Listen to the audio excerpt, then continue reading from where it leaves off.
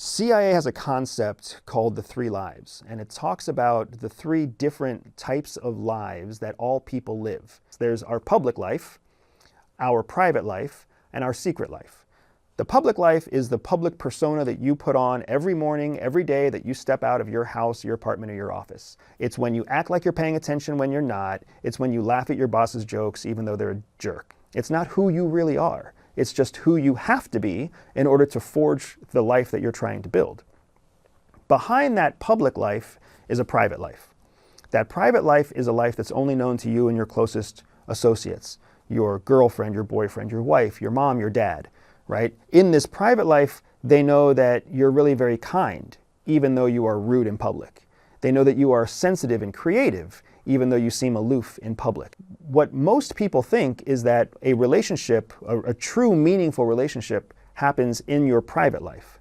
What CIA knows is that there's a 3rd life altogether. That 3rd life is your secret life.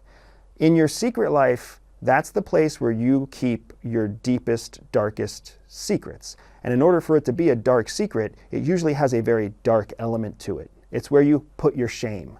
It's where you put your guilt. It's where you put the questions that you can't stop asking before you fall asleep at night, but you don't want to burden anyone else with.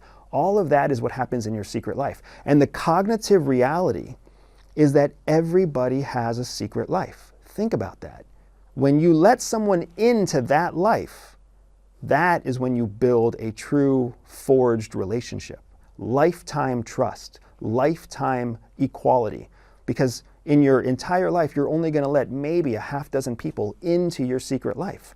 And once someone is in your secret life, they never leave. That's the power of the secret life. CIA teaches a system for how you break through a target's public life into their private life, and from their private life into their secret life. They teach us that system because in order to make a true reporting asset, someone who was a patriot for their country, who is now a traitor against their country, the only way to win a person's loyalty to that extreme is to get into their secret life and convert them from being loyal to their country to being loyal to you. The Human Intelligence Asset Recruitment Process. It's a process that's acronymed SADRAT, S-A-D-R-A-T.